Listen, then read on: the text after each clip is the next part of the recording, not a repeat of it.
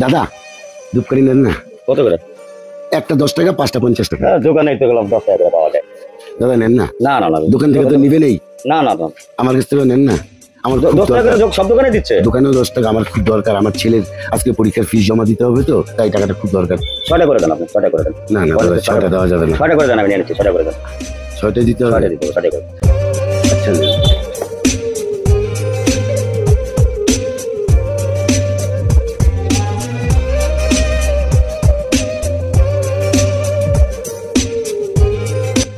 না নেন না, 2 প্যাকেট নেন, আমার খুব দরকার বিক্রি।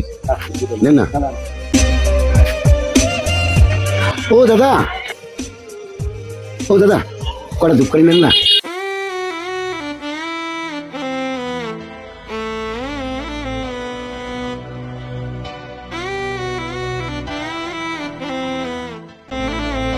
বাপরে বাপ, কি গরম লাগছে।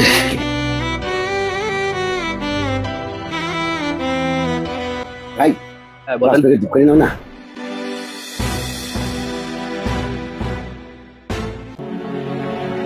না বলছি তো লাগবে না, বিরক্ত করতেছেন কেন এত?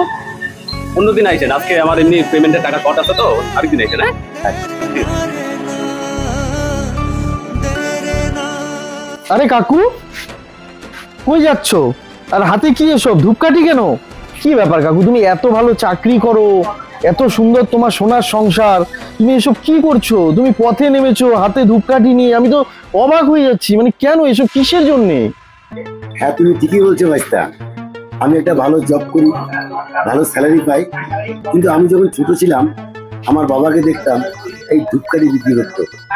আমার বাবা যে কত কষ্ট করে আমাদেরকে মানুষ করেছে, তাই বাবার কষ্টটা আমি চাচ্ছি একদিন শেয়ার করতে। আজকে ধূপকাঠি বিক্রি করতেছে, দেখলাম কত লোক কত বাজে ব্যবহার, কেউ খুব ভালো ব্যবহারও করলো। তাই আমি তো একদিন, কিন্তু আমার বাবা তো সে চিরস্থায়ী আমাদেরকে এইভাবেই কষ্ট করে ধূপকাঠি বিক্রি করে আমাদের সংসার চালিয়েছে এবং আমাদেরকে মানুষ করেছে। তাহলে বুঝো আমার বাবা কত কষ্ট করেছে। কাকু মানে ভাবলে অবাক লাগে, আমরা এসব চিন্তাই করি না আমাদের মা বাবারা আমাদের জন্য কতটা কষ্ট করে, আর আমরা আজকে বড় হয়ে গেলে সব ভুলে যাই, কিচ্ছু মনে থাকে না আমাদের। আজকে কতটা কষ্ট করে আমাদের মানুষ করে, কতটা কষ্ট করে লেখাপড়া করে, শুধু তোমার আমার নয় কাকু, মানে প্রতিটা মা বাবাই তাদের সন্তানের জন্য কত কষ্ট করে। সত্যি মানে তোমাকে, তোমার এই কাজটা দেখে আমি মানে অবাক হয়ে গেলাম। আর তুমি যে এই জিনিসটা মানে আমাকে যে রিয়েলাইজ করালে, মানে কিছু বলার নেই কাকু। সত্যি আমি মানে সত্যি আমরা ভাবি না এসব। তাই আমি আমার বাবার এই কষ্টটাকে একদিন শেয়ার করছি।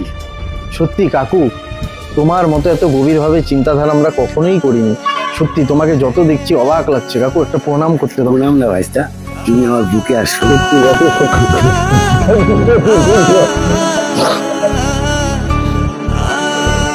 তাই আমাদের এই পৃথিবীর সমস্ত সন্তানদেরকে আমি বলবো, পিতামাতার কষ্টটা যেতে একদিন শেয়ার করে, তাহলে পিতামাতা যে কত কষ্ট করে আমাদেরকে মানুষ করেছে সেটা উপভোগ করতে পারবে। একদম। নমস্কার বন্ধু।